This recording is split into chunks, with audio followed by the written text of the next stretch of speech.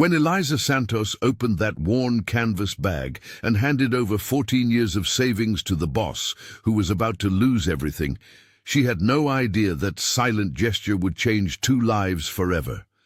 Nobody in Raleigh, North Carolina, understood why a 58-year-old cook would give up the dream of owning her own business to save a bankrupt businessman who had just been abandoned by his wife and betrayed by his partner. But what happened after that Tuesday morning when Robert Chandler discovered the truth kept for years inside that yellowed envelope was a story of loyalty, sacrifice, and an improbable love born from the ashes of tragedy. This is the true story of how a simple woman saved not only the finances of a desperate man, but his soul, his dignity, and his will to continue living. Stay until the end to discover the secret Eliza guarded for so long, and how that secret completely transformed both their destinies. Tuesday morning arrived with a heavy silence hanging over Robert Chandler's house. The 52-year-old opened his eyes before the alarm clock sounded, as if his body already knew something terrible was coming. The weak light of dawn filtered through the slats of the blinds, drawing stripes on the ceiling of the master bedroom, and he lay there for a few minutes, feeling the weight of an anxiety he couldn't name. Beside him, the empty space in the bed still held the sweet fragrance of Charlotte, his 49-year-old wife, who had left early for a Pilates class at the club. Robert sighed deeply, ran a hand over his tired face, and rose, dragging his bare feet across the cold hardwood floor to the bathroom. When he looked in the mirror, he saw a man who seemed to have aged years in a matter of weeks, with deep circles under his eyes and an expression of worry etched into the lines around them. He dressed quickly in a light blue dress shirt and tailored trousers, trying to maintain the appearance of normalcy he had always cultivated in Raleigh, the North Carolina city, where he had built his reputation as a respectable regional businessman in the agricultural equipment sector. The drive to the company office took only 15 minutes, but it felt like an eternity. The streets of Raleigh were just waking up on that autumn morning, with the typical movement of a city starting another workday. Robert exchanged a discreet nod with the owner of the small coffee shop on the corner of Elm Avenue, tried to smile at the deli owner who always reserved his daily paper, but felt that every gesture was forced, artificial, as if he were playing a role that no longer fit him. Parking in front of the 3-story commercial building that housed Chandler Farm and Industrial Solutions, he noticed the office lights were already on. His partner, Victor Hayes, a 48-year-old man with whom he had shared the company for over a decade, usually arrived early, but that morning there was something different in the air, a tension Robert couldn't ignore. He climbed the stairs slowly, gripping the iron railing tightly, and when he pushed open the glass office door, he found Victor sitting behind the main desk with an expression that mixed nervousness and something Robert interpreted as guilt. The conversation that followed was brief, direct, and devastating. Victor confessed, his voice trembling and his eyes avoiding direct contact, that he had embezzled virtually all of the company's capital over the last 8 months. He spoke of failed investments, promises of quick returns that never materialized, a series of impulsive decisions he had made without consulting his partner, believing he could reverse the situation before Robert noticed. But now there was no way to hide it. The accounts were empty, suppliers unpaid, contracts cancelled one after another. Robert felt the floor disappear beneath his feet, as if he were falling into a bottomless pit. He gripped the edge of the desk, his hands shaking, his heart pounding so hard it seemed ready to burst from his chest. He tried to speak, but the words choked in his throat. Victor continued, detailing numbers, dates, and operations that Robert could barely comprehend in that moment of shock. The company he had built with so much effort, sweat, and dedication was ruined, reduced to a pile of debt and worthless paper. When he finally found his voice, all Robert could ask was why. Victor had no answer, only shaking his head, mumbling empty apologies that echoed through the empty office, like the lamentations of a man who knew he had destroyed not only a business, but the trust of years of friendship. Robert staggered out of the office, directionless, unsure exactly what to do with the information that weighed like lead in his chest. He got into his car and drove aimlessly through the streets of Raleigh, passing the places he frequented, the country club where he played golf on Sundays with friends who now seemed like distant figures from a life that no longer existed. He stopped at a deserted bus stop, turned off the engine, and sat there in silence, watching the movement of the city through the fogged glass. The phone rang repeatedly, but he didn't answer. Messages arrived one after another, likely from suppliers demanding overdue payments, from clients wanting to know the status of orders that would never be delivered. Reality began to impose itself brutally, relentlessly, and Robert realized the news was already spreading. In a city like Raleigh, where everyone knew everyone, where reputations were built over decades and destroyed in a matter of hours, he knew he would soon be the main topic of conversation at the lunch spots, the bars, and on the country club circuit. The shame was almost physical, a burning sensation inside him that made him want to disappear, vanish, cease to exist. When he finally returned home, it was late afternoon. The setting sun cast long shadows over the well-kept garden, and Robert noticed for the first time how that large house, with its 3 bedrooms, spacious living room, and wide porch, seemed like a symbol of everything he was about to lose. Charlotte was in the living room, sitting on the beige leather sofa, cell phone in hand, and an expression of worry on her face. She already knew. Someone had called, told her, spread the news like wildfire through dry grass. Robert could barely look his wife in the eye when she stood up, crossed her arms, and asked if it was true. He simply nodded, feeling the weight of defeat in every muscle of his body. Charlotte started asking questions, a rapid, anxious sequence of inquiries about the money, about what would happen to the house, the car, the standard of living she was so proud of maintaining. Robert tried to explain, but the words came out confused, jumbled, and soon the conversation devolved into an argument. Charlotte's voice grew louder, accusatory, blaming him for trusting Victor too much, for not paying attention to the signs, for being naive, careless, and irresponsible. Each word was a stab, and Robert just lowered his head, accepting the accusations as absolute truths, as if he truly were the sole culprit for the catastrophe.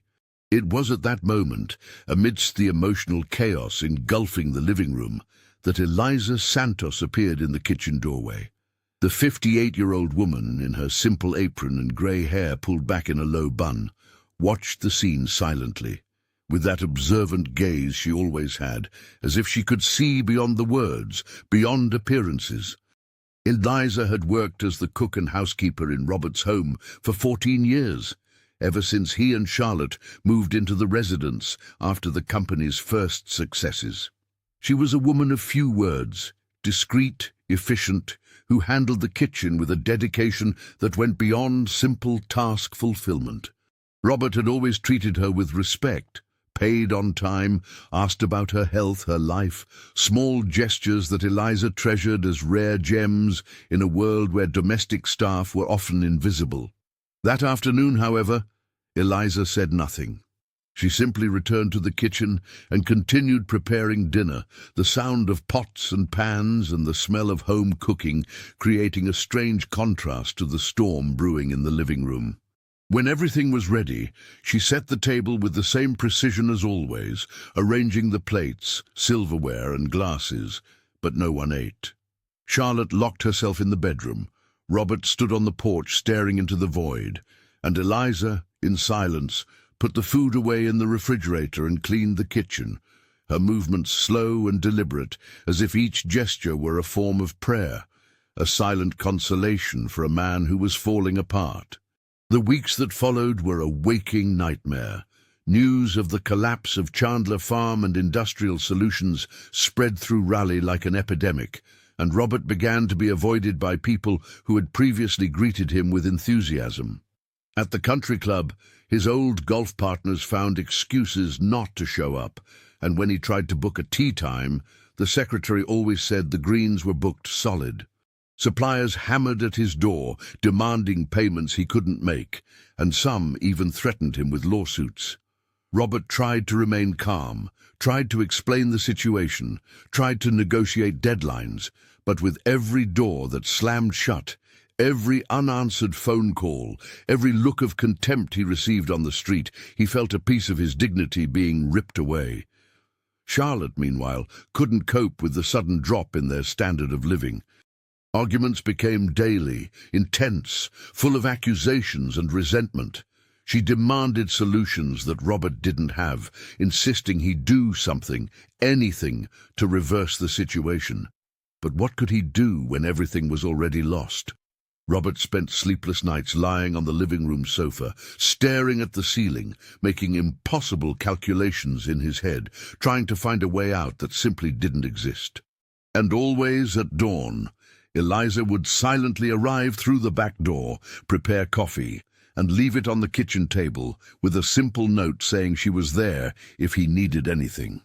At the start of the third week after the revelation, Charlotte made a decision. Robert arrived home after another frustrating day, trying to salvage what remained of the company, and found his wife in the living room, 3 suitcases packed beside the sofa. She was sitting, hands clasped in her lap, her face carefully made up, as if preparing for a special occasion. When Robert asked what was happening, Charlotte replied in a cold, controlled voice that she was moving in with her sister in Charleston, South Carolina. She said she couldn't live that way anymore, that she didn't have the emotional structure to deal with the humiliation, the demands, the lack of money. She said she needed time, space, a life that made sense again. Robert felt the ground open beneath his feet for the second time in a few weeks. He tried to argue, tried to beg her to stay, to face it together, but Charlotte had already made up her mind. She stood up, grabbed her bags, and before leaving, looked around the room with an expression of nostalgia mixed with disdain, as if she were saying goodbye not just to the house, but to everything that place represented. She walked past Robert without looking him in the eye, and he heard the sound of her luxury SUV starting, the crunch of the tires on the gravel driveway, and then only the deafening silence of a house that suddenly seemed too large and too empty. Eliza was in the kitchen when it all happened. She had witnessed the scene through the crack in the door, but did not interfere, knowing it wasn't her place, that it was between husband and wife. When silence took over the house, she came out slowly, finding Robert still standing in the same spot, looking at the door through which Charlotte had left. His shoulders slumped, his breathing heavy. Eliza said nothing. She simply approached him, placed her hand gently on his shoulder, a brief touch yet loaded with meaning, and returned to the kitchen. That night, she prepared a simple vegetable soup with potatoes, carrots, and a little shredded chicken, and served it in a large bowl which she placed on the living room table where Robert was seated, lost in thought. He looked at the food, at Eliza, and for the first time in weeks felt a tear trace down his face. It wasn't just because of Charlotte's departure, but for everything. The accumulation of losses, disappointments, and shattered dreams. Eliza sat down across the table in silence and stayed there, just keeping him company, her quiet presence the only solace Robert had in that moment of absolute despair. The following days were even harder. Robert had to face the reality that the company was completely ruined. Victor had registered equipment in the name of shell corporations, creating a web of fraud so complex that recovering any assets would be nearly impossible without a long and costly lawsuit, something Robert couldn't afford. The bank denied any type of loan, claiming he no longer had sufficient collateral, that his credit rating was compromised, and that he represented too high a risk. The few remaining clients demanded payment up front, something Robert simply couldn't offer.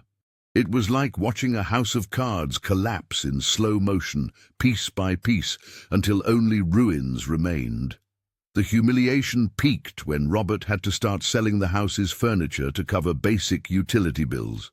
First went the dining room set, a heavy mahogany table that Charlotte had personally chosen years ago, then the paintings that decorated the walls, some decorative objects, even clothes and shoes he no longer wore.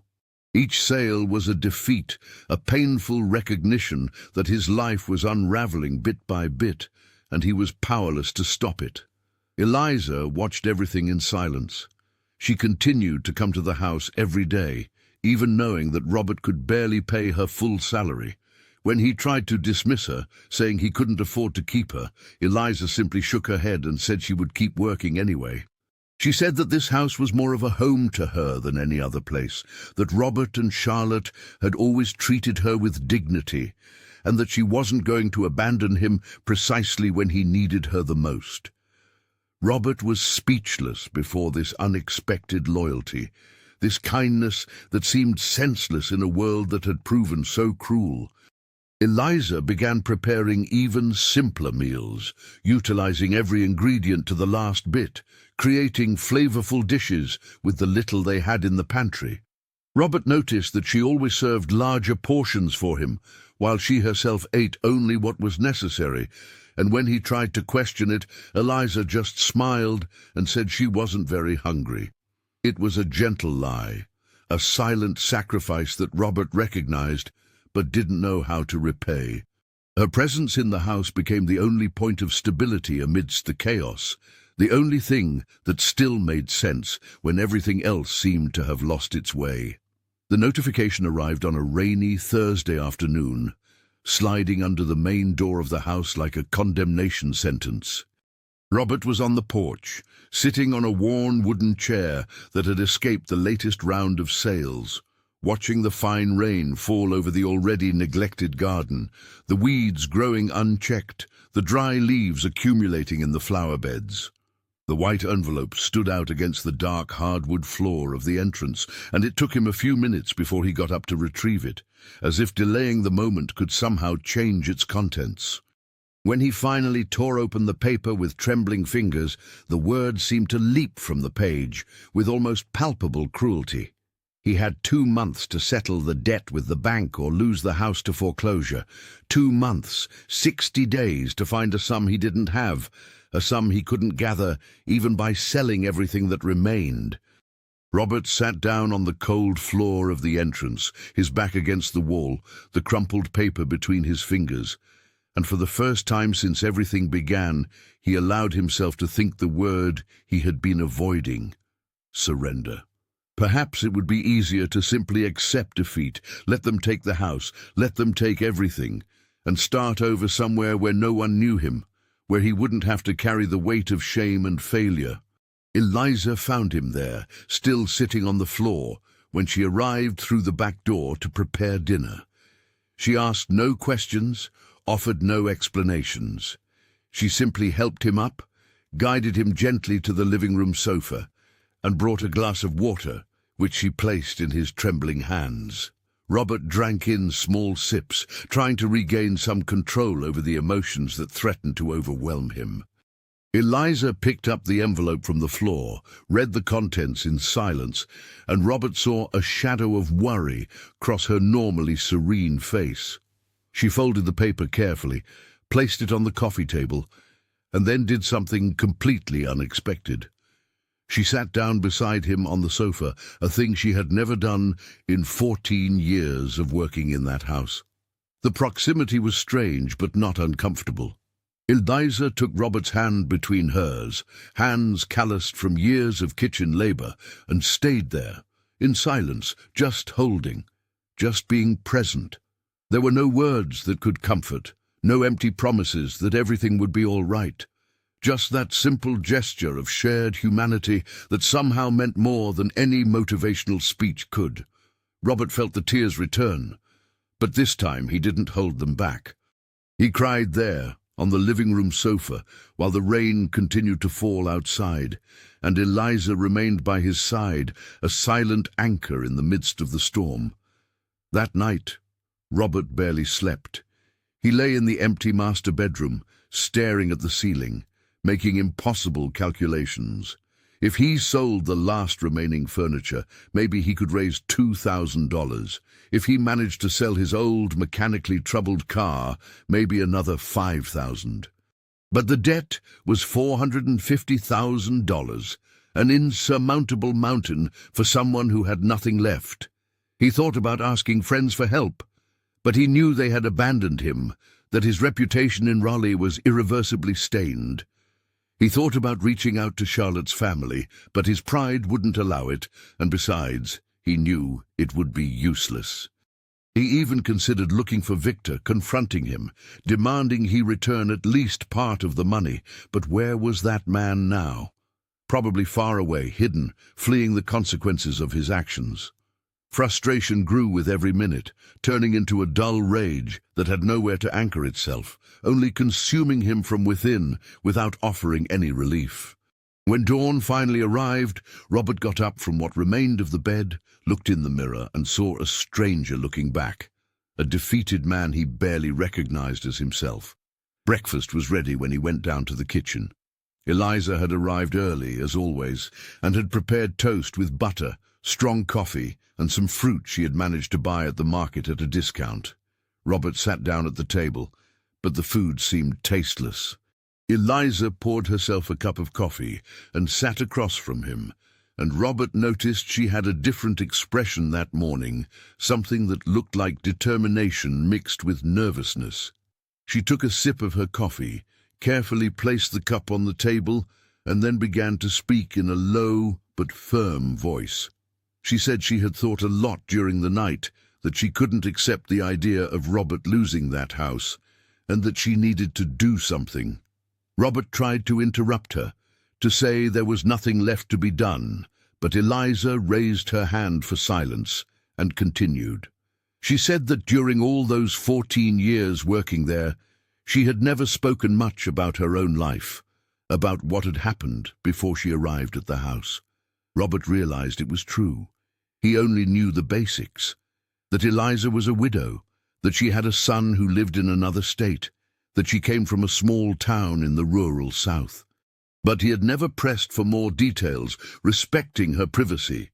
Now, however, Eliza seemed ready to share something, and Robert felt a mixture of curiosity and apprehension about what was coming. Eliza recounted that when she first arrived in Raleigh many years ago, she was completely lost. Her husband had passed away suddenly, leaving her alone with a young son and no money, no prospects. She got the job at Robert's house through a referral, and at that time her life depended on that paycheck. She said that Robert and Charlotte had always treated her with respect, something rare in a society where domestic staff were often invisible, disposable. She said that dignified treatment had meant everything to her, that it had given her the strength to continue, to raise her son, to build a life that, though simple, had value. And then, with her eyes beginning to water, Eliza revealed something Robert had never imagined. Throughout all those years, she had saved half of every single paycheck she received. She had saved penny by penny, keeping the money in a safe place, dreaming of the day she could open a small diner, a business of her own, where she could work for herself. Robert remained silent, processing the information. He tried to calculate how much that would be, 14 years of salary split in half, and although he knew it wouldn't be enough to save everything, it was more than he had at that moment. But why was Eliza telling him this? What was she planning? The answer came the next day, and it was like a punch to the gut. Eliza arrived in the morning carrying a faded canvas tote bag, heavy and bulky. She walked into the kitchen, placed the bag carefully on the table, as if carrying something extremely fragile, and then called Robert. He came downstairs still in his pajamas, his hair disheveled, and found Eliza standing beside the table, her hands nervously clasped in front of her body. She pointed to the bag and said, in a voice that trembled slightly, that it was for him. Robert frowned, confused, and when he opened the bag, he saw stacks of bills organized into bundles, tied with rubber bands, some yellowed with age, others newer. There was also a thick, heavy manila envelope. Robert felt his legs weaken. He picked up the envelope with trembling hands and upon opening it found more cash, along with some receipts and notes in careful handwriting. It was 14 years of savings, of sacrifice, of deferred dreams. $200,000. It wasn't enough to pay off the entire debt, but it was a substantial portion, and it would certainly be enough to negotiate better terms with the bank, to buy time, to breathe. Robert stared at Eliza with wide eyes, trying to form words, but nothing came out. How could she do this? How could she simply hand over the result of years of hard work, painful savings, and a dream she had cherished for so long? Eliza approached him, placed her hands on Robert's shoulders with a firmness he hadn't known she possessed, and said that this money needed to go to someone who truly needed it. She said she was still young enough to start over, that she could work a few more years and save again, but that Robert was at a different point in life. Losing that house would be losing much more than just a place to live. It would be losing the last piece of dignity he had left. She said he had been good to her when she needed it most, that he never treated her as inferior, that he always asked about her life, about her son, that he remembered her birthday and gave her small gifts. They were simple gestures, but for Eliza, they meant the world. She said that house had become more of a home to her than any other place, and she couldn't live in peace knowing she could have helped and didn't. Robert tried to refuse, pushing the bag back, saying he couldn't accept that it would be stealing her future, but Eliza was inflexible. For the first time since she started working there, she raised her voice, firm and decided, and said the decision was made, that the money was his now, and that if he tried to return it, she would simply leave the bag there and walk away. Robert collapsed onto the kitchen chair, his face buried in his hands, his shoulders shaking with sobs he couldn't control. Eliza remained standing beside him, a hand resting gently on his back, allowing him to release all the accumulated emotion. The days that followed were a confusing mix of relief and guilt. Robert used Eliza's money to negotiate with the bank, securing an additional 6 months to pay off the remaining debt, with reduced interest and monthly installments that, though difficult, were manageable. But every time he looked at Eliza, he felt an enormous weight in his chest. How could he repay that gesture? How could he live knowing he had destroyed the dreams of a woman who had already suffered so much in life? Eliza, however, seemed strangely at peace. She continued her daily tasks with the same efficiency as always, perhaps even with more lightness, as if she had shed a burden she had carried for years. She hummed softly while cooking, smiled more frequently, and Robert realized there was something liberating in that act of generosity, as if Eliza had finally found a greater purpose for her savings than simply accumulating them. Still, Robert knew he had to do something. He couldn't simply accept that sacrifice and move on as if nothing had happened. But what? What could a bankrupt man, without a company, without a reputation, without prospects, offer in return? The answer began to form slowly. During the long nights Robert spent awake thinking about the future, he realized he needed to change direction completely. The agricultural equipment company was dead, buried under a mountain of debt and betrayals. Trying to resurrect it would be useless. But perhaps there was another way to start over, something smaller, more manageable, something he could build with his own hands. And then, on one of those sleepless nights, as the scent of freshly baked cinnamon rolls that Eliza had prepared for the next day wafted into the room, Robert had an idea. Eliza's meals were extraordinary, simple, yet made with a care and skill that transformed basic ingredients into memorable experiences. How many times over the years had he and Charlotte commented on it? How many times did friends who came for dinner praise the food and ask where they had found such a talented cook? What if, Robert thought, they could turn that talent into something bigger? What if they could open a small, modest but honest restaurant where Eliza could do what she did best, and he could apply his management experience, this time with more caution, more humility, and more attention to detail? The next morning, Robert presented the idea to Eliza during breakfast. She was serving toast when he started talking, describing his vision of a small home-style diner specializing in comfort food, something cozy and simple where people could feel at home. Eliza stopped mid-movement, the toaster still in her hand, and looked at Robert with an expression that mixed surprise and what seemed like hope. She placed the toaster on the table, sat down slowly, and asked if he was serious. Robert nodded and began detailing the plan he had formed overnight. They would sell the large house, completely pay off the debt with the bank, and with the remainder they would lease a small commercial space in downtown Raleigh and a modest apartment where they both could live. It would be a total restart, a complete reinvention of their lives.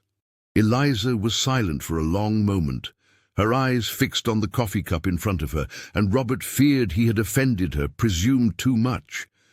But then she looked up, and there were tears streaming down her face, tears she didn't bother to hide, and she said yes, that this was everything she had always dreamed of, maybe even more, because it wouldn't just be a business, but a true partnership, built on mutual respect and trust. The sale of the house was painful but necessary. Robert spent weeks dealing with realtors, with interested parties making lowball offers, trying to take advantage of his desperation, and with endless bureaucracy. Finally, he secured a buyer who offered a fair price, enough to completely settle the bank debt and still leave a reasonable amount to invest in the new project. The day he signed the papers was bittersweet. That house had been his home for so many years, a witness to successes and failures, joys and sorrows. As he locked the door for the last time, with Eliza by his side, carrying a small box of their final belongings, Robert felt a pang in his chest, but also a strange sense of relief. It was as if he were leaving behind not just a house, but a version of himself that no longer existed, an identity built on the fragile foundations of appearances and social status. Now he would be something else, something he still needed to discover. They moved into a two-bedroom apartment in the city centre, a small but cozy space, and Robert insisted that Eliza take the larger bedroom, which had better light and a small balcony. Eliza protested, but Robert was firm, and she finally accepted, still not entirely comfortable with this new dynamic where she was no longer an employee, but a partner, an equal. The search for the ideal commercial spot consumed the following weeks. Robert and Eliza traversed downtown Raleigh end to end, visiting empty properties, poorly maintained spaces, places that cost much more than they could afford. With every door that closed, Robert felt his anxiety grow, worried that perhaps they had made a rash decision, that the money would run out before they could even start. Eliza, however, maintained a surprising calm. She examined each space carefully, measuring with her eyes where the kitchen would be, where the tables would go, how the customer flow would work. On a rainy Saturday, when they were almost ready to give up, they found a small storefront on Martin Street, right in the heart of the city's commercial district. The space had been a defunct antique shop that closed 6 months ago, and the owner, an older gentleman named Mr. Harrison, was anxious to lease it before the property deteriorated further. The rent was reasonable, and although the place needed significant renovations, it had a good location and a suitable size for what they planned.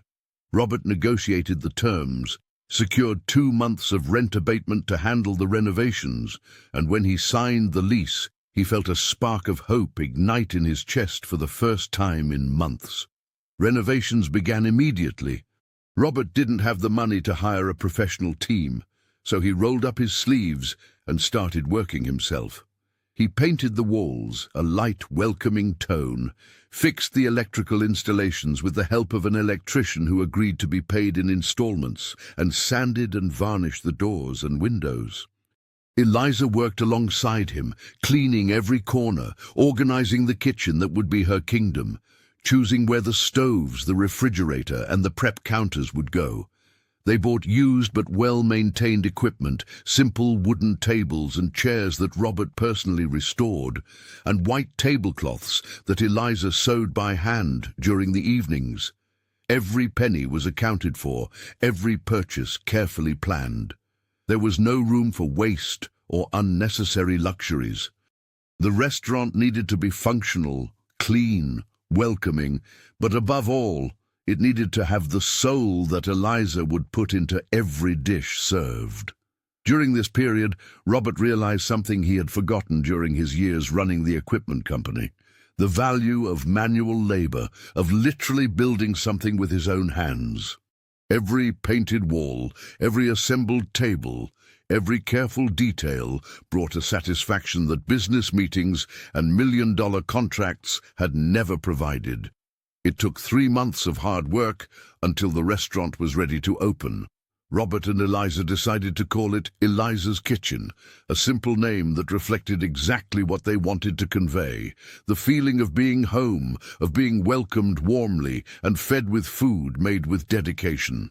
The decor was minimalist but thoughtful, with potted plants in terracotta pots, old photographs of Raleigh hanging on the walls, and a large window that let in natural light.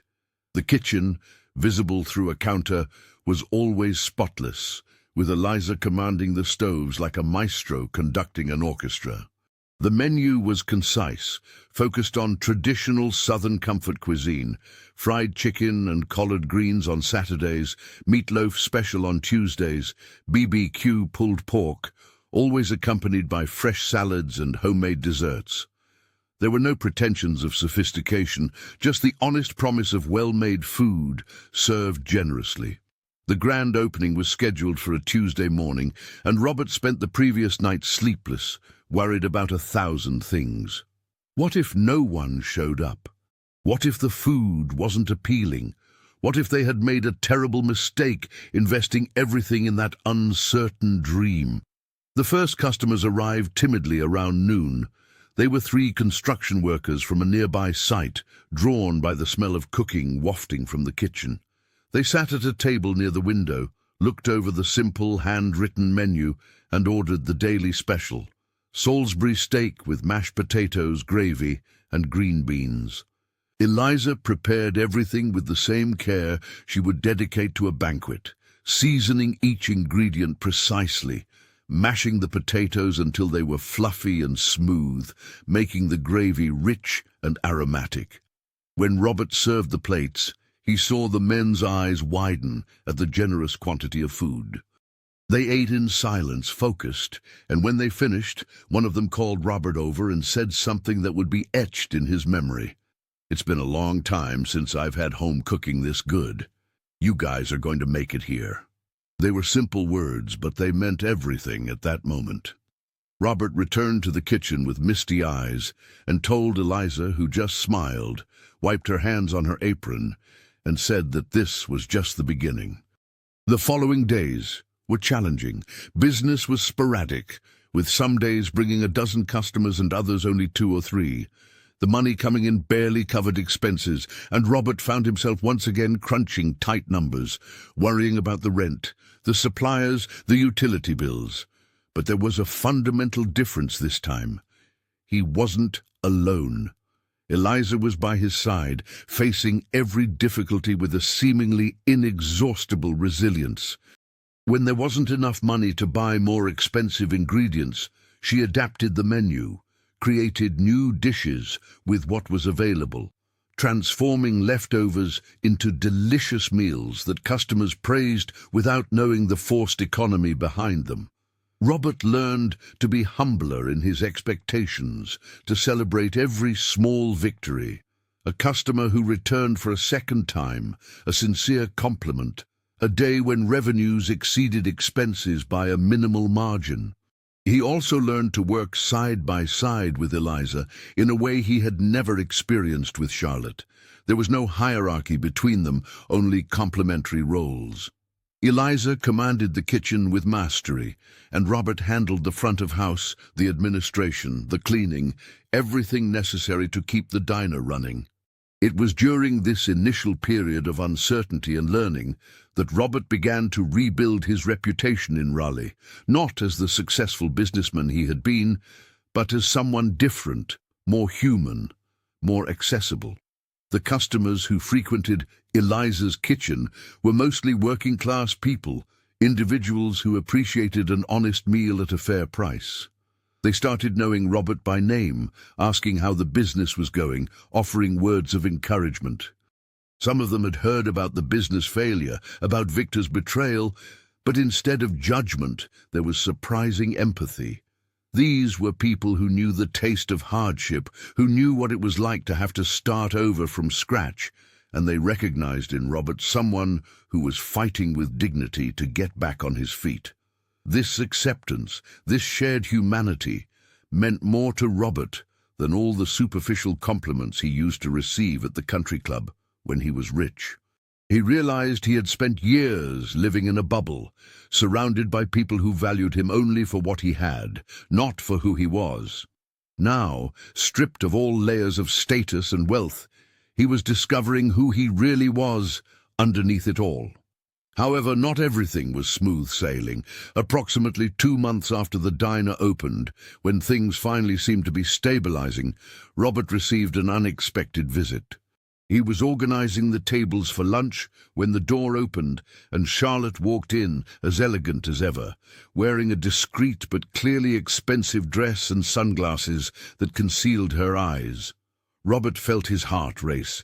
They hadn't spoken since she left months ago, and seeing her there, in that space that represented everything he had built in her absence, triggered a confusing mix of emotions. Charlotte slowly removed her glasses, looked around the diner with an expression Robert couldn't quite decipher, and then walked to a corner table. She sat down without a word, and Robert, after hesitating for a few seconds, approached her with a menu in his trembling hands. She asked only for a coffee, and when he returned from the kitchen with the steaming cup, Charlotte began to speak. She said she had heard about the diner through mutual acquaintances, that she was curious to see what he was doing, and that she needed to talk. Her voice was controlled, but Robert sensed an underlying tension, something unsaid hanging in the air between them. Charlotte revealed that life in Charleston hadn't been as good as she imagined.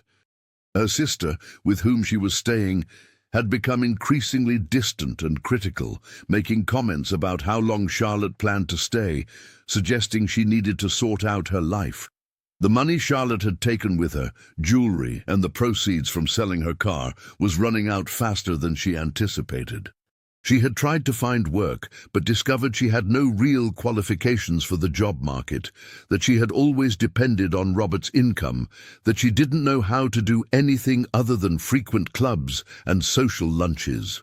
Reality had been cruel, and Charlotte admitted with a vulnerability Robert had never seen in her that perhaps she had made a mistake by leaving.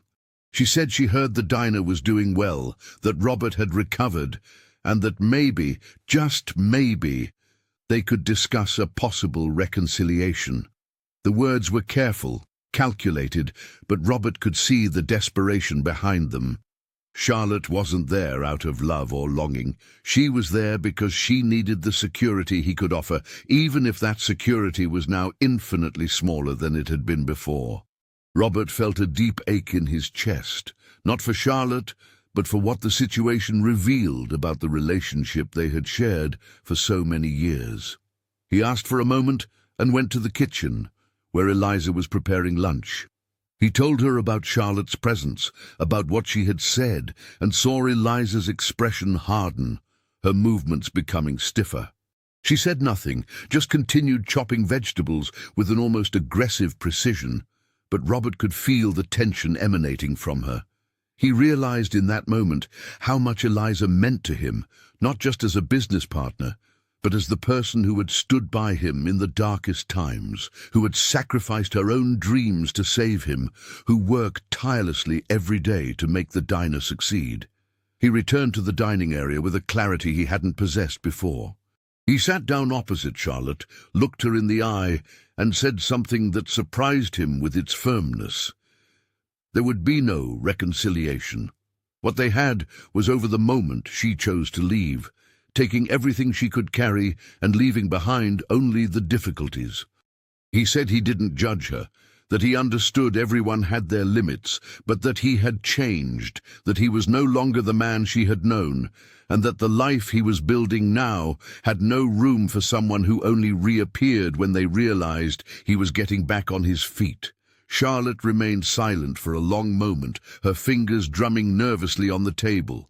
Then she stood up, put her sunglasses back on, and said he was making a mistake, that he would soon regret it, that this insignificant little diner was nothing compared to what they had once shared. But Robert just shook his head and replied that perhaps she was right.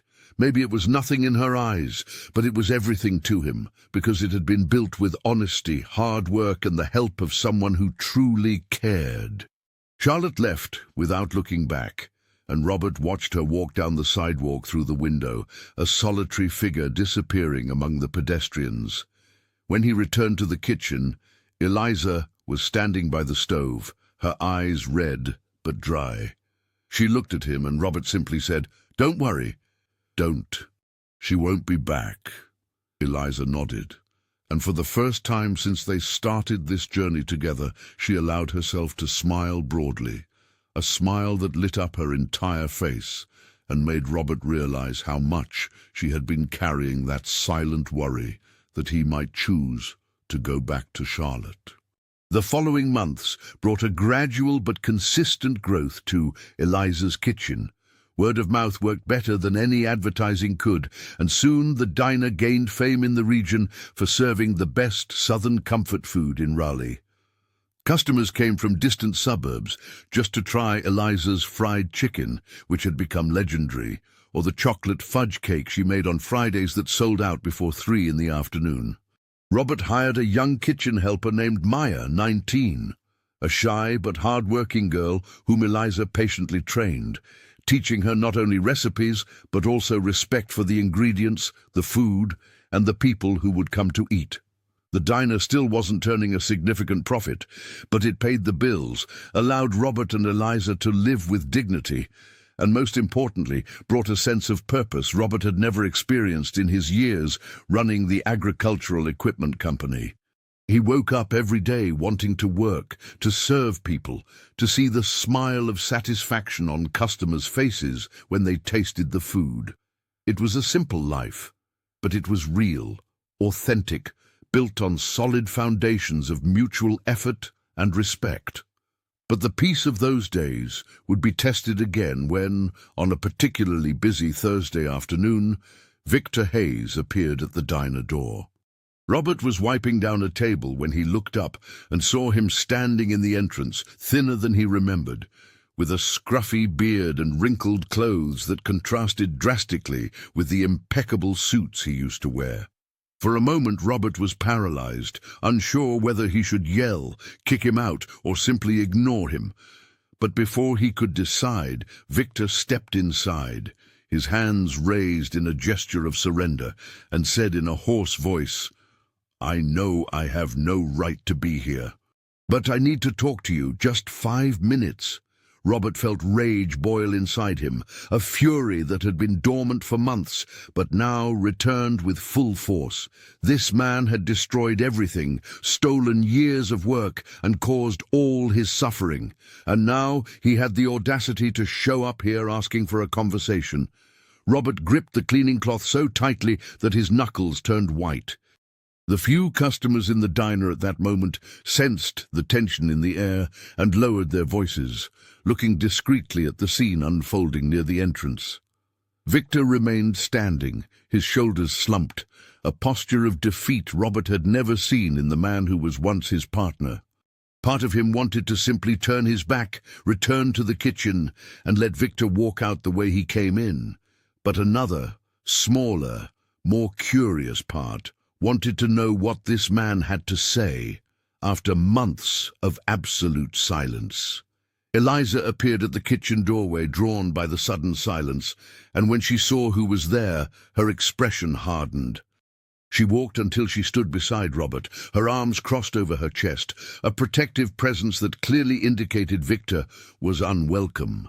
Robert took a deep breath, trying to control the emotions that threatened to overflow, and finally said, in a low but firm voice, "You have 3 minutes, make it fast." Victor briefly closed his eyes, as if gathering courage, and then began to speak. He recounted that he had fled Raleigh shortly after the embezzlement was revealed, afraid of the consequences, ashamed of what he had done. He spent everything he had stolen trying to recover the failed investment that caused the initial problem, foolishly believing he could fix everything before it was too late. But it didn't work. The money evaporated in a matter of weeks, lost in dubious schemes and empty promises. He was left with nothing, living off the kindness of a cousin in a small town in rural Georgia, doing odd jobs to survive, carrying the weight of guilt like a stone in his chest. He said he had thought about Robert every day, imagining the suffering he had caused, the life he had destroyed. Victor revealed that he had returned to Raleigh a week ago, staying in a rented room near the bus station, trying to muster the courage to seek Robert out. He had heard about the diner, about how Robert had gotten back on his feet, and that made everything even harder, because it meant the damage he caused wasn't permanent, but that didn't lessen the severity of what he had done. His voice trembled as he said he didn't expect forgiveness, that he knew he didn't deserve it, but that he needed to look Robert in the eye and say he was truly sorry, that he would carry that weight for the rest of his life. Robert listened in silence, his face an impassive mask that hid the storm of emotions within him. When Victor finished, he stood there, waiting for a reaction, an answer. The seconds dragged on like hours. Finally, Robert spoke, and every word came out measured, heavy. "Do you know what I went through because of what you did? I lost my company, my house, my wife. I spent sleepless nights not knowing how I would pay the most basic bills. I was publicly humiliated, avoided by people I called friends. I had to sell every piece of furniture in my house just to keep from starving. Do you have any idea what that's like?" Victor lowered his head, unable to maintain eye contact, tears starting to stream down his face. Robert continued, "But do you know what I discovered in the middle of all that? I discovered who truly cared about me. I discovered that I had spent years building a life based on appearances, on status, on things that had no real value. And I discovered that the most loyal, most generous person I knew was by my side the whole time, and I hadn't even fully realized it." He glanced at Eliza, who remained still by his side, and then turned his gaze back to Victor. "So no, I won't say I forgive you, because what you did was unforgivable. But I also won't hold on to that hatred inside me, because it would only hurt me." Victor nodded slowly, accepting the words as the sentence they were. He took another step back, ready to leave, but then stopped and pulled a folded paper from his pants pocket. He extended it toward Robert with trembling hands, saying it was all he had now, but it was something. Robert took the paper, unfolded it, and saw that it was a check for $3,000, signed by Victor. It was a paltry sum compared to what had been stolen, almost insulting in its insignificance, but Victor explained that it was all he had managed to gather doing odd jobs in the past few months, that he was handing it over as a first payment on a debt that would take the rest of his life to settle if he ever could. Robert looked at the check, then at Victor, and felt something strange inside him, not exactly compassion, but a recognition that this man was genuinely broken, that he was carrying his own hell. He folded the check and put it in his shirt pocket, not because he needed the money, but because refusing it would feel like a form of absolution he wasn't willing to give. "This changes nothing between us," Robert said, "but I accept it. And now, please leave and don't come back here." Victor nodded once more, mumbled a final apology, and left, his slumped shoulders disappearing down the busy street. When the door closed, Robert felt his legs weaken. Eliza held his arm, guided him to a chair, and brought him a glass of water. The customers, who had watched everything in respectful silence, gradually returned to their conversations, albeit in lower tones. Robert drank the water in large gulps, trying to process what had just happened.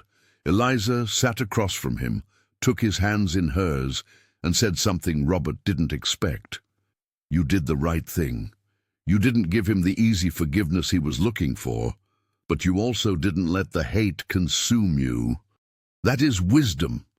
Robert looked at her, at this woman who had become his anchor, his partner, his salvation in so many ways, and asked how she managed to be so strong, so composed, after everything she had been through in her own life. Eliza smiled sadly and replied that strength wasn't something you had, but something you built, brick by brick, through every difficulty overcome, every pain endured. She said she had learned that herself when her husband abandoned her years ago, leaving her alone with a young son and no resources. In that moment, she thought she wouldn't survive, but she did, not because she was inherently strong, but because she had no choice. And with every passing day, every small victory, the strength grew. The days following the encounter with Victor brought a subtle but noticeable change in Robert. It was as if a weight he hadn't even known he was carrying had finally been removed. He hadn't forgiven Victor, but he was no longer trapped by the resentment that had been consuming him from within. He could finally look toward the future without the past constantly pulling him back.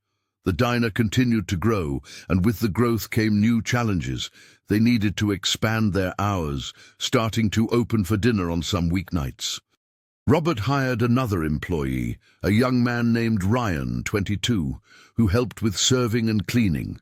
Business increased steadily, and soon they were making plans to perhaps, in the future, expand into a larger space or open a second location in another neighborhood. But Robert had learned not to rush, not to let ambition blind him. Every step was taken carefully, every decision thought through, every investment calculated.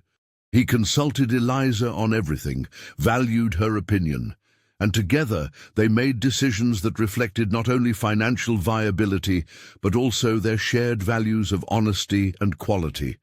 It was during this period of growth that something Robert would never have expected happened. On a Saturday morning, as they were preparing the diner for the lunch rush, the door opened and 3 people walked in whom Robert immediately recognized. They were former clients of the agricultural equipment company, regional farmers who had done significant business with him in the past. Robert felt his stomach clench, preparing for accusations, demands, perhaps even public humiliation. But to his surprise, the men approached him with friendly expressions, greeted him warmly, and said they had heard great things about the diner and wanted to try it out. They sat at the largest available table and ordered generously from the menu. During the meal, one of them, a farmer named George Thompson, 56, called Robert over and said he wanted to talk business. Robert felt his heart race, unsure what to expect. George explained that he and the other farmers had talked among themselves and concluded that what happened with Chandler Farm and Industrial Solutions wasn't Robert's fault. They all knew Victor had been responsible for the fraud. They said they admired the way Robert had gotten back on his feet, that it showed true character, and they were there to make a proposal. His voice trembled as he said he didn't expect forgiveness, that he knew he didn't deserve it, but that he needed to look Robert in the eye and say he was truly sorry, that he would carry that weight for the rest of his life. Robert listened in silence, his face an impassive mask that hid the storm of emotions within him. When Victor finished, he stood there, waiting for a reaction, an answer. The seconds dragged on like hours. Finally, Robert spoke, and every word came out measured, heavy. "Do you know what I went through because of what you did? I lost my company, my house, my wife. I spent sleepless nights not knowing how I would pay the most basic bills. I was publicly humiliated, avoided by people I called friends. I had to sell every piece of furniture in my house just to keep from starving. Do you have any idea what that's like?" Victor lowered his head, unable to maintain eye contact, tears starting to stream down his face. Robert continued, "But do you know what I discovered in the middle of all that? I discovered who truly cared about me. I discovered that I had spent years building a life based on appearances, on status, on things that had no real value. And I discovered that the most loyal, most generous person I knew was by my side the whole time, and I hadn't even fully realized it." He glanced at Eliza, who remained still by his side, and then turned his gaze back to Victor.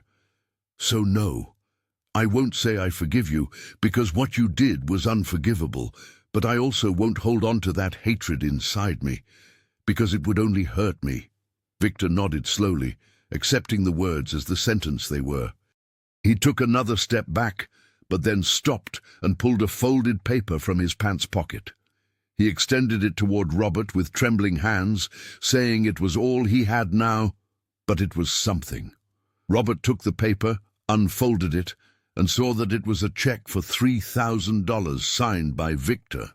It was a paltry sum compared to what had been stolen, almost insulting in its insignificance, but Victor explained that it was all he had managed to gather doing odd jobs in the past few months, that he was handing it over as a first payment on a debt that would take the rest of his life to settle, if he ever could. Robert looked at the check, then at Victor, and felt something strange inside him, not exactly compassion, but a recognition that this man was genuinely broken, that he was carrying his own hell. He folded the check and put it in his shirt pocket. "This changes nothing between us," Robert said, "but I accept it. And now, please, leave, and don't come back here." Victor nodded once more, mumbled a final apology, and left, his slumped shoulders disappearing down the busy street. When the door closed, Robert felt his legs weaken. Eliza held his arm, guided him to a chair, and brought him a glass of water.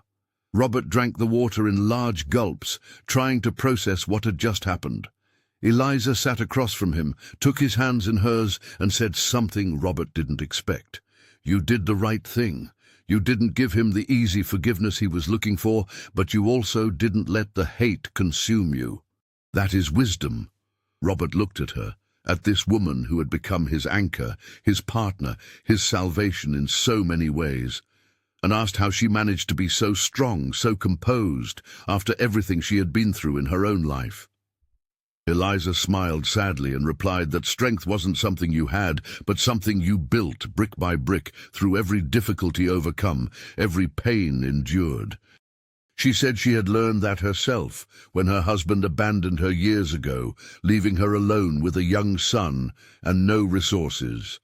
In that moment, she thought she wouldn't survive, but she did, not because she was inherently strong, but because she had no choice. And with every passing day, every small victory, the strength grew. The days following the encounter with Victor brought a subtle but noticeable change in Robert. He was no longer trapped by the resentment that had been consuming him from within. He could finally look toward the future without the past, constantly pulling him back. Eliza's kitchen continued to grow, and with the growth came new challenges. They needed to expand their hours, starting to open for dinner on some weeknights. Robert hired another employee, Ryan, 22, who helped with serving and cleaning. Business increased steadily, and soon they were making plans to perhaps, in the future, expand into a larger space or open a second location in another neighborhood. But Robert had learned not to rush, not to let ambition blind him. Every step was taken carefully, every decision thought through. He consulted Eliza on everything, valued her opinion, and together they made decisions that reflected their shared values of honesty and quality. It was during this period of growth that something Robert would never have expected happened. On a Saturday morning, as they were preparing the diner for the lunch rush, the door opened and 3 regional farmers, former clients of the agricultural equipment company, walked in. They were led by George Thompson, 56. Robert felt his stomach clench, preparing for the worst.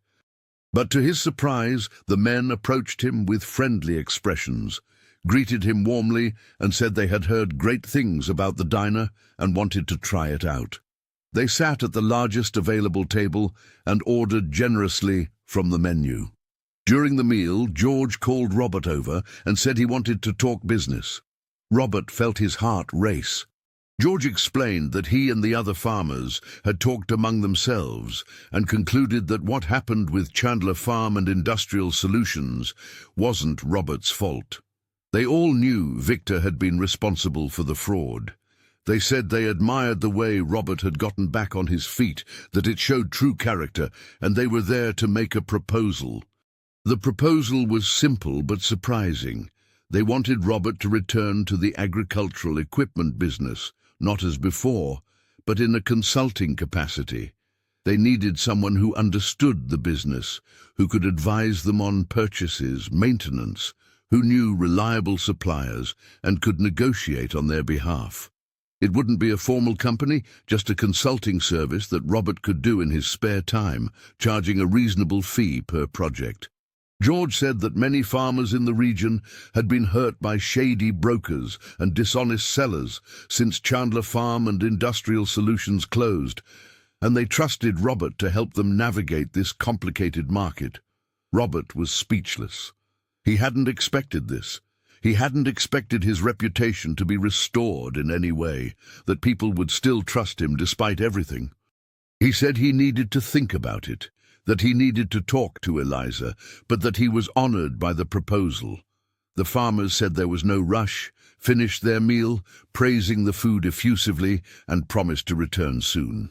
When they left, Robert stood still in the middle of the diner, trying to process what had just happened. Eliza, who had overheard part of the conversation from the kitchen, came out and asked what he thought of the offer. Robert confessed he was confused. On one hand, he was tempted to accept, as it would be a way to use his experience and knowledge again to rebuild his professional reputation, but on the other hand, he was afraid of distancing himself from the diner, of compromising what they were building together. Eliza listened patiently and then said something that surprised Robert. "You should accept." She explained that the diner was doing well enough that he could dedicate a few hours a week to outside work, that this would actually be good, because it would bring in additional income for the improvements they had been planning, and more importantly, she saw how important it was to Robert, how there was a sparkle in his eyes when he talked about farm equipment that didn't appear when he was washing dishes or organizing tables. She said she wasn't possessive of the diner, that she didn't need Robert to dedicate every minute of his time to that place to prove his loyalty or commitment. What they built together was solid enough to withstand both of them having their own interests and passions too. Robert was deeply touched by Eliza's generosity, by the way she always put his well-being above any personal insecurity. He accepted the farmer's proposal the following week, establishing that he would work as a consultant only 2 afternoons a week, reserving the rest of the time for the diner. The combination worked surprisingly well. The consulting work not only brought in extra income, but also reconnected Robert with a part of himself he thought he had lost forever. He discovered he could be both the man who served comfort food and the expert who advised farmers on machinery investments. There was no contradiction in it, just different layers of a complete person. Eliza, in turn, flourished even more in the kitchen, using the hours Robert was away to experiment with new dishes, train Maya more closely, and even begin teaching some traditional recipes she had learned from her grandmother decades ago. The diner gained new menu items, dishes that brought back memories of the rural South, and customers loved this authenticity, this connection to roots that many had forgotten. But the tranquility of those months would be disturbed again when, on a September afternoon, Robert received an unexpected phone call. It was from Eliza's son, Julian, 34, who lived in Atlanta and with whom she maintained sporadic contact. The man's voice on the other end of the line was tense, worried, and he asked to speak to his mother. Robert handed the phone to Eliza, who was finishing up a batch of fresh biscuits, and watched her expression change dramatically as the conversation progressed. She grew pale, murmured a few words of confirmation, and when she hung up, her hands were trembling. Robert asked what had happened, and Eliza revealed that Julian was going through serious financial difficulties. He had lost his job 3 months ago, was behind on rent, and now the landlord was threatening eviction. He had called asking for help, a loan of $5,000, which he promised to repay as soon as he found new work. Eliza was visibly distressed, torn between the desire to help her son and the realization that she didn't have that money available. Everything she earned at the diner barely covered her own basic expenses and a small savings she was trying to rebuild. Robert saw the suffering on Eliza's face and made an instant decision. He said she didn't need to worry, that he would loan the money to Julian. Eliza protested vehemently, saying she couldn't accept, that she had already done too much for him in the past, that it wouldn't be fair. But Robert was firm. He explained that what she had done for him when he was at rock bottom was priceless, that the $200,000 she gave him saved not only his finances but his dignity, his will to continue. He said $5,000 was little compared to that, and besides, it wasn't a gift. It was a loan that Julian could repay when he was able. Eliza began to weep, silent tears streaming down her face as she tried to find words to thank him. Robert simply embraced her, a long, tight hug that communicated more than words could, and said that this was what families did for each other, and that she and he, in every way that mattered, were family now. The next day, Robert transferred the money to Julian, and when Eliza called to confirm her son had received it, she heard the emotional gratitude in Julian's voice, who promised not only to repay every cent, but also to visit Raleigh soon to personally meet the man his mother spoke so highly of. The months of October and November brought a renewed energy to Eliza's kitchen. The diner was now a fixed spot on Raleigh's culinary map, mentioned in bar conversations, recommended by taxi drivers to occasional tourists, and praised in local social media groups. The line for a table on weekends sometimes stretched down the sidewalk, and Robert and Eliza had to implement a waiting list system to manage the customer flow. It was a good problem to have, but still a problem that required creative solutions.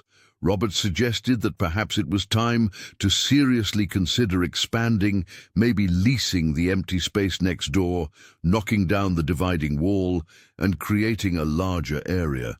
Eliza agreed, but with one condition, that they wouldn't lose the essence of the place, that they wouldn't turn into another impersonal establishment focused only on profit. She wanted every customer to still feel at home, and for the food to continue being made with the same care as when they only served 3 or 4 tables a day. Robert promised that would never change, and they began making concrete plans for the expansion. It was during this planning period that Julian finally came to visit them. He arrived on a Friday afternoon, driving a rental car, with a small suitcase and a nervous expression.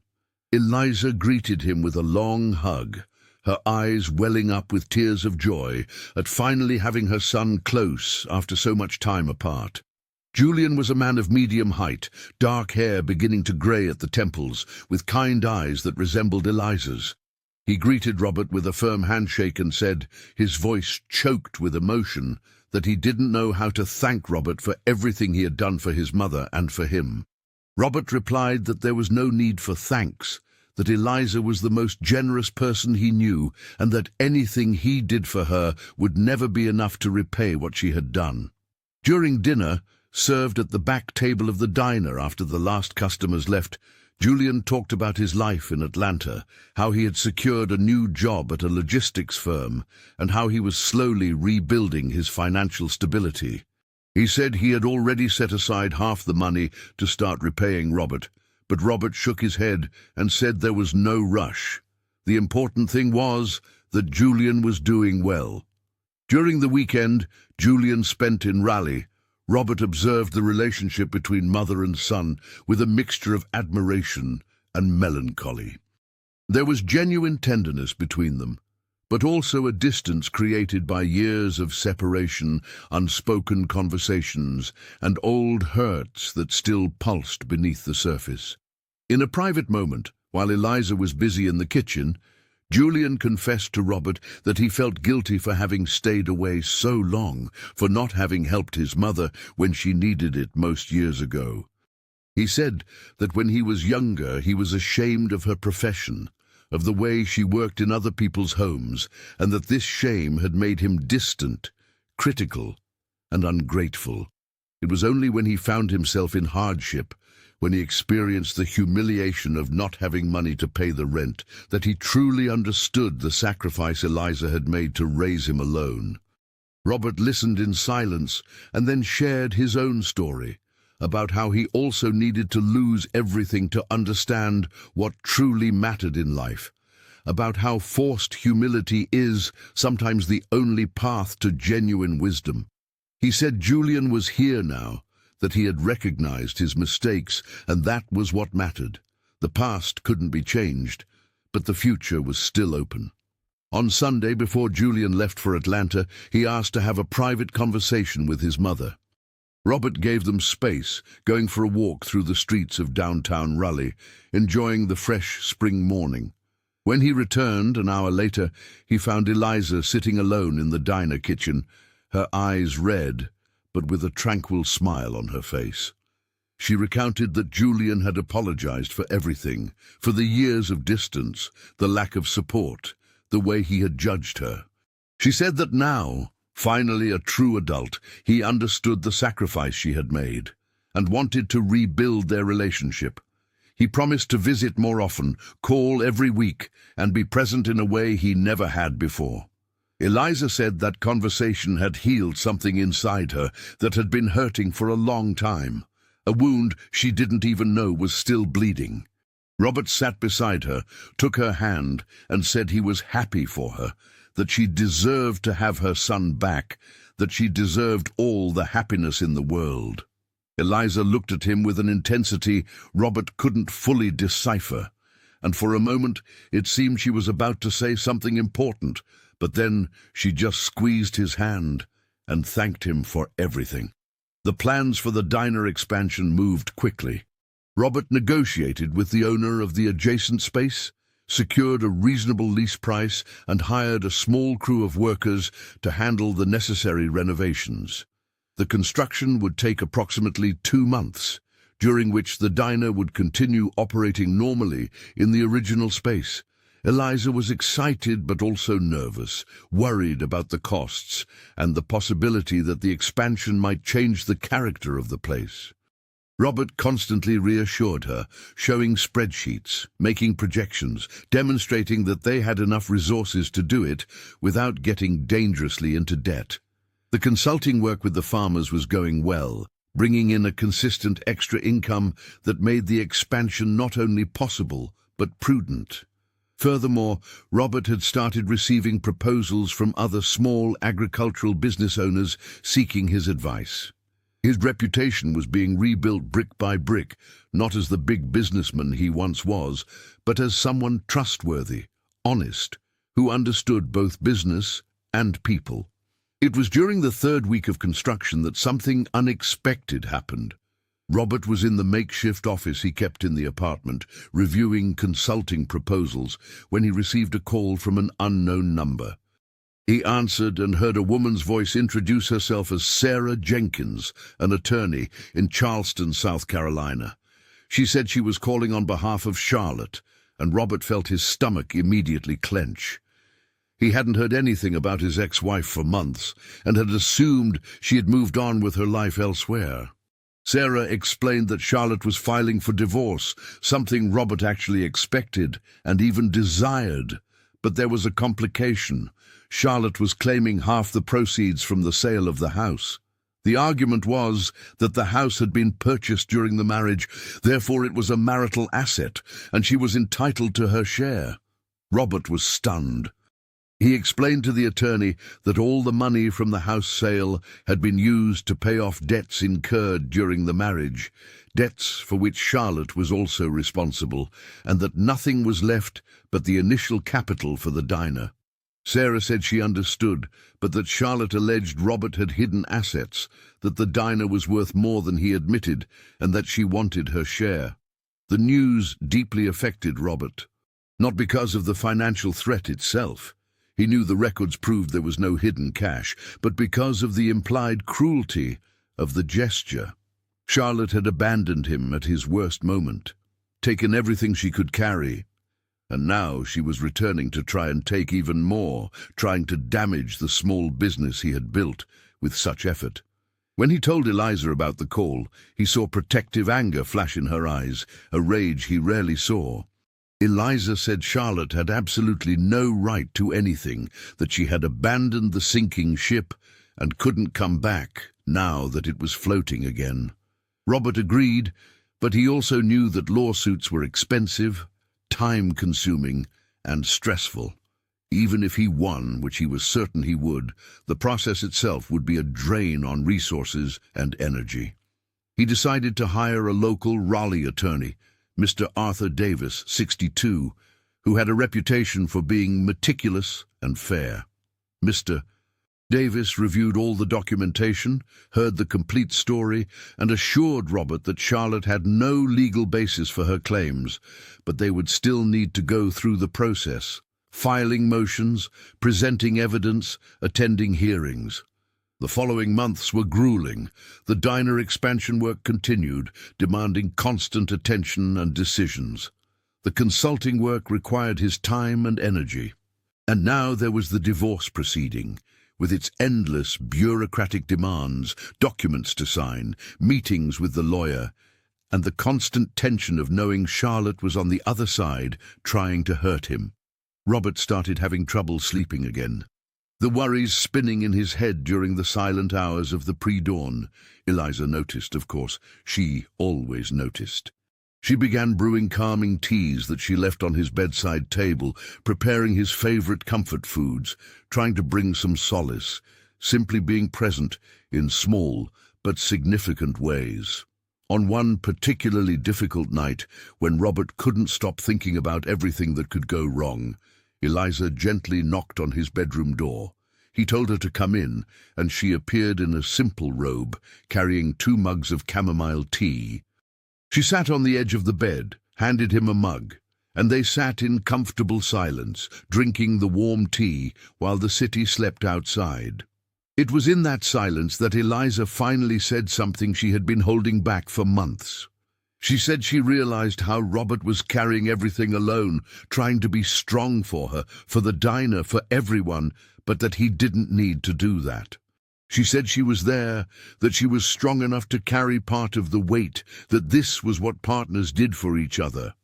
Robert felt the tears well up, tears he had been suppressing for weeks, and finally let them fall. He cried there, in Eliza's presence, not out of shame or defeat, but out of exhaustion, out of relief at finally being able to drop his guard.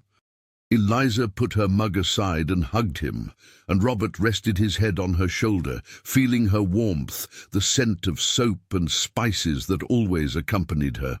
They stayed like that for a long time, unhurried, without discomfort, just 2 human beings who had weathered storms and found comfort in each other. When they finally separated, Robert looked at Eliza and saw something in her eyes that made him realize, perhaps for the first time with total clarity, that what they felt for each other had grown into something far beyond gratitude or business partnership. There was love there, silent and patient, waiting to be acknowledged.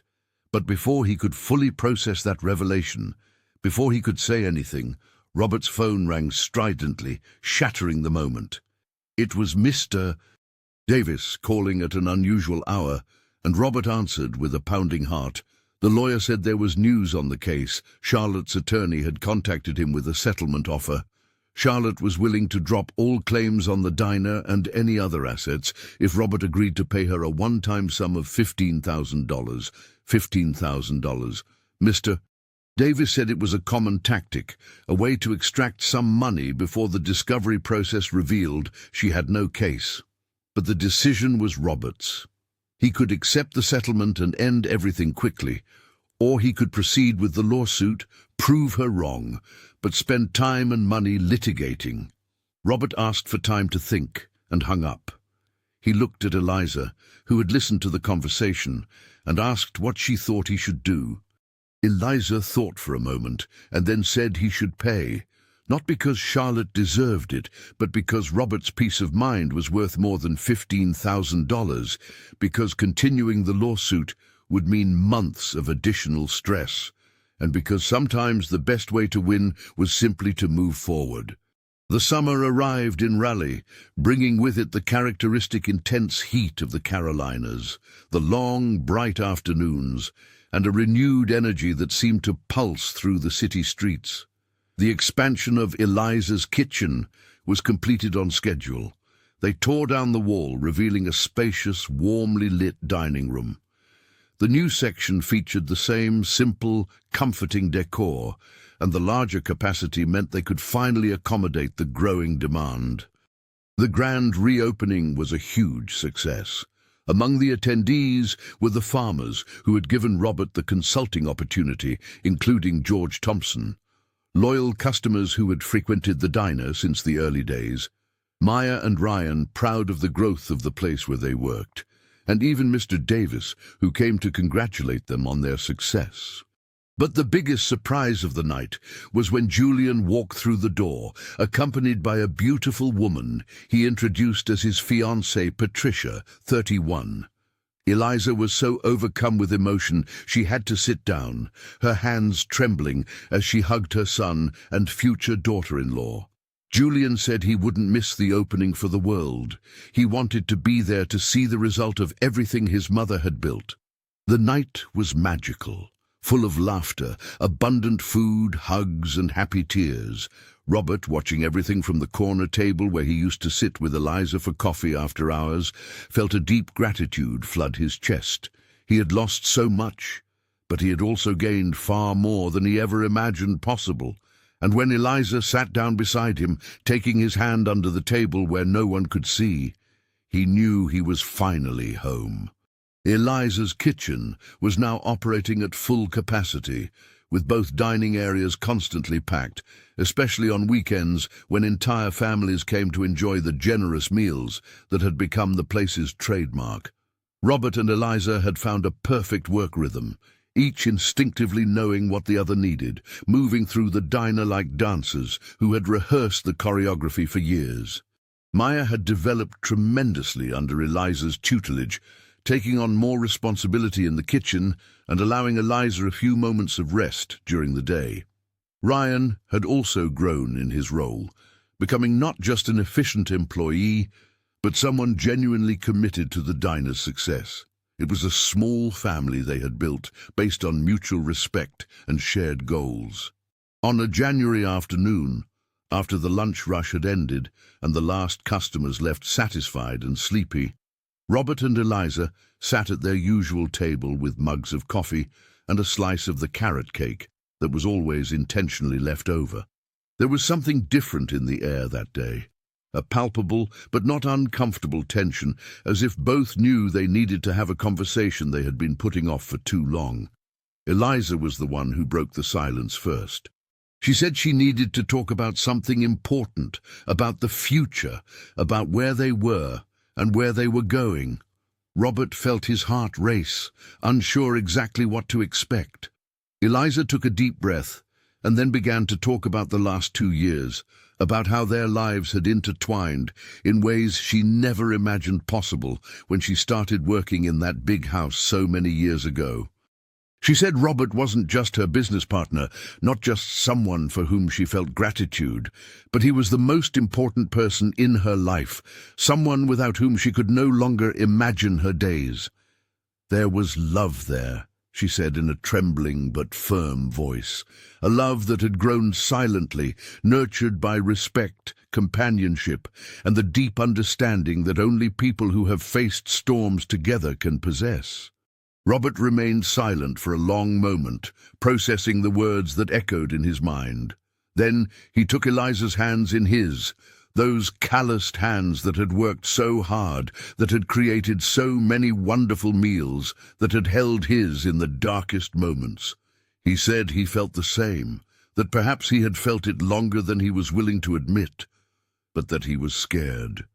Scared of ruining what they had, scared that she would see him only as someone she had saved, and not as an equal, scared of his own feelings after a marriage that had failed so spectacularly.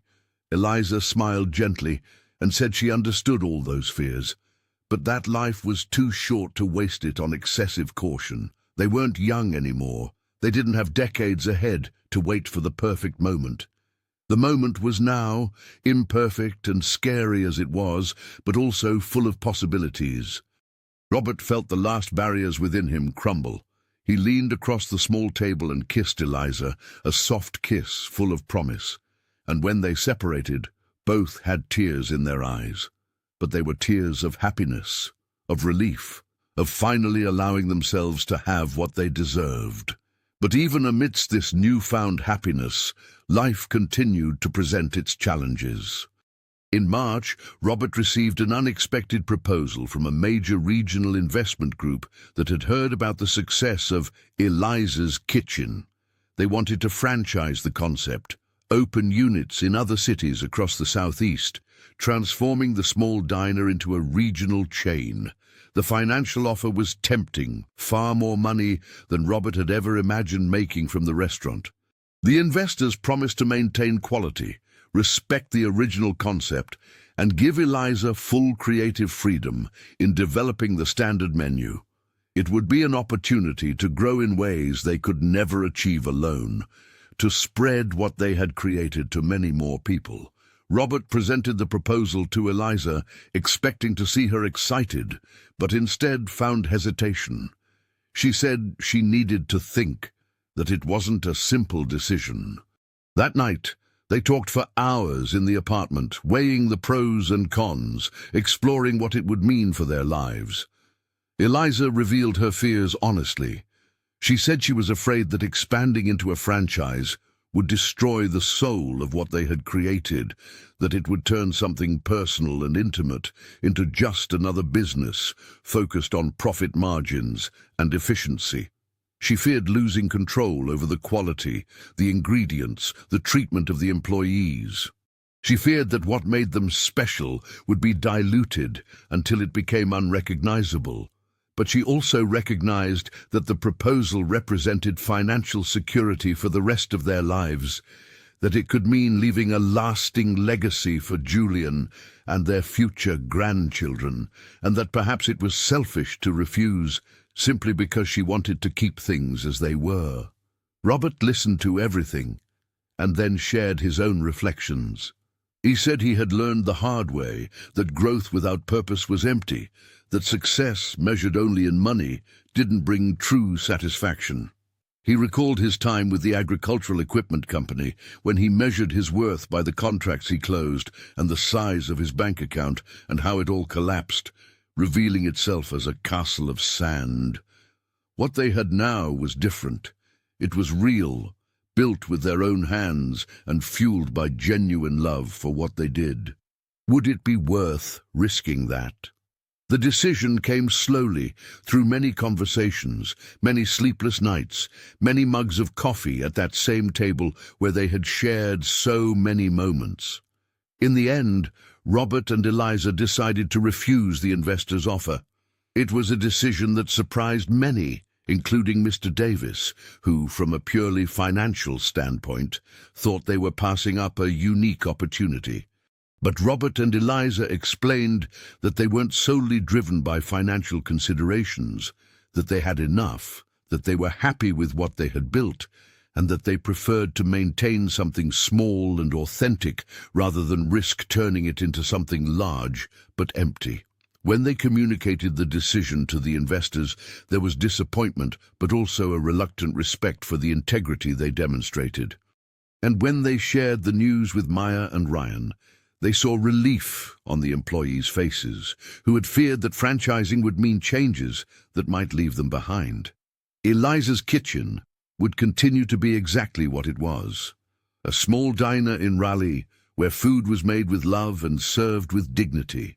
With that decision made, Robert and Eliza could finally relax and appreciate what they had achieved.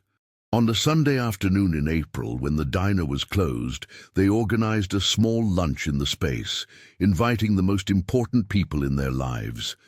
Julian and Patricia came from Atlanta, bringing the exciting news that they were expecting a baby. Mr. Davis showed up with his wife, a kind woman named Stella. Maya brought her mother, who wanted to personally meet the employers her daughter spoke so highly of. Ryan came with his girlfriend. Even George Thompson and some of the other farmers who had given Robert the opportunity to return to consulting attended. The table was laden, filled with all the dishes that had become special over the months. Eliza's legendary fried chicken, the melt-in-your-mouth meatloaf, the BBQ pulled pork that made anyone feel like a kid again, and desserts that were small, edible works of art. But more important than the food was the sense of community, of chosen family, of people who had mutually supported each other through hardships and were now celebrating victories together. During lunch, as conversation flowed animatedly and laughter filled the space, Robert asked for attention. The noise gradually subsided until everyone was looking at him, curious. He stood up, held Eliza's hand, and began to speak. He said he wanted to thank everyone for being there, but especially wanted to talk about the woman beside him. He recounted the story of how Eliza had appeared in his life 14 years ago, how she had been a constant but discreet presence, working silently, caring without asking for recognition. He told them about the darkest moment of his life, when he lost everything, when the world turned its back, when he was ready to give up. And then he told them about the gesture that changed everything, that faded canvas tote bag, that yellowed envelope, those $200,000 that represented 14 years of savings, of deferred dreams, of silent sacrifices. Robert's voice cracked when he said that Eliza hadn't just saved his finances, she had saved his soul, his will to continue, his faith that there was still goodness in the world. She didn't do it expecting anything in return. She didn't do it as an investment or a calculation, but simply because of who she was, generous, loyal, incapable of standing by while someone she considered family suffered. Robert then turned fully to Eliza, whose eyes were moist, and said he had learned that family wasn't defined by blood or legal papers, but by choices, by being present in the most difficult moments, by holding someone's hand when the whole world lets go. He said Eliza was his family, his partner, his love, and that he wanted everyone there to officially know it. Then, to everyone's surprise, including Eliza's, he knelt down. He pulled a small dark blue velvet box from his pocket, opened it to reveal a simple but beautiful ring, a white gold band with a small blue sapphire set in it. He proposed to Eliza right there in front of everyone, with a voice that trembled with emotion but was firm in its certainty. He said he couldn't promise wealth or luxury. He couldn't offer trips around the world or expensive jewelry, but he could promise loyalty, companionship, and true love every day for the rest of their lives. He could promise to stand by her through good times and bad, just as she had stood by him.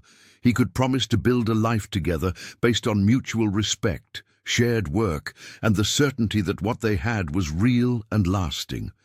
The silence that followed seemed to stretch for an eternity, though it was only a few seconds. Eliza looked at Robert kneeling before her, at the ring in the box, at the emotional faces around the table, and then back at the man who had transformed from boss to savior to partner to the love of her life. The tears she had been holding back finally streamed freely down her face, and she extended her trembling hand, allowing Robert to place the ring on her finger. Then she pulled him up and kissed him, a long, deep kiss witnessed by everyone they loved, and when they separated, she said in a voice choked with emotion, "Yes, 1,000 times yes." The diner erupted in applause, hugs, and happy tears. Julian hugged his mother tightly, whispering in her ear that she finally had what she always deserved. Maya and Ryan embraced, laughing and crying at the same time. The farmers raised their glasses in a toast to the couple's happiness. And in the middle of all that celebration, Robert and Eliza simply held each other, knowing they had found something rare and precious. A love forged through the fire of hardship, tested and proven true. The wedding was set for 3 months later, in July, a small, intimate ceremony at a local Raleigh church, followed by a reception at Eliza's kitchen. It wouldn't be extravagant or luxurious, but it would be full of meaning, of loved ones, of food made with love. In the months leading up to the wedding, Robert and Eliza continued working side by side at the diner, but now with an added sense of joy, of anticipation for the shared future they would officially build.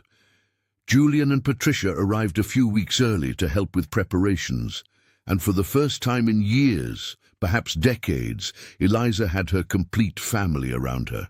The baby, a girl they planned to name Clara, was due a few months after the wedding, and Eliza was already making plans for how she would be present in her granddaughter's life in ways that work and distance had never allowed with Julian when he was a child. There was a sense of the circle completing, of old wounds finally healing, of possibilities opening where there had only been pain before.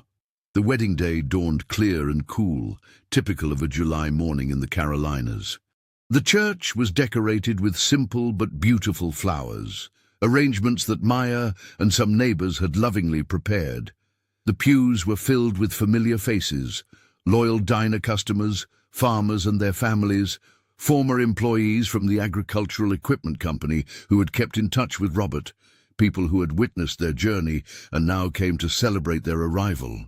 When Eliza entered the church door, walking slowly beside Julian, who escorted her to the altar, Robert felt his heart overflow. She wore a simple cream-colored dress, her grey hair pulled back in an elegant bun, and carried a small bouquet of white daisies. She wasn't young, she wasn't the kind of bride who appears in magazines, but to Robert, she was the most beautiful vision he had ever beheld. When she reached the altar and Julian placed her hand in Robert's, symbolically passing the care of his mother from son to husband, a moment of profound emotion flowed through the entire church. The pastor, an older man who knew both their stories, conducted the ceremony with sensitivity, speaking about love that arises from the ashes of loss, about companionship forged through hardship, and about the beauty of finding light, even in the darkest moments. When the time came for the vows, Robert and Eliza had decided to write their own. Robert went first. With a firm yet choked voice, he said that when he lost everything, he thought his life was over, that there was nothing left to fight for. But Eliza showed him that losing everything is sometimes necessary to find what truly matters. She taught him that wealth is not measured in money, but in loyalty, that success is not about status, but about waking up every day next to someone who makes you want to be better. He promised to love her not despite her imperfections, but because of them, because those imperfections made her real, human, perfect in her authenticity. He promised to stand by her through the easy days and the hard ones, when life was generous and when it was cruel, because he had learned that true companionship is not about being together only for celebrations, but especially in times of trial. When he finished, there were few dry eyes in the church. Then it was Eliza's turn. She looked at Robert with a love so pure and deep it seemed to illuminate her entire face, and said that for years she lived a good but incomplete life, doing her job, raising her son, saving her money for a future she was never sure would arrive. She said Robert and his family had always treated her with dignity when the world often saw her as just another domestic worker, and that dignity planted a seed in her heart that grew over the years until it transformed into love. Eliza said that when she handed over her savings to Robert, it wasn't a sacrifice but a choice, because he had become family to her in ways that transcended work contracts or social obligations. He represented kindness in an often cruel world, and she couldn't stand by and watch that goodness be destroyed if she had the power to prevent it. She said building the diner together had been the greatest joy of her life, not for the financial success, but because she finally had a true partner, someone who saw her as an equal, who valued her opinions, who built dreams alongside her instead of above or below. She promised to love him with the same loyalty she had always shown, to care for him as she would care for herself, to hold his hand through any storm that might still come, because she had learned that storms are easier to face when you are not alone. When she finished, it was Robert's turn to have tears streaming freely. They exchanged rings with trembling hands, and when the pastor finally declared them husband and wife, the kiss they shared was enthusiastically applauded by everyone present.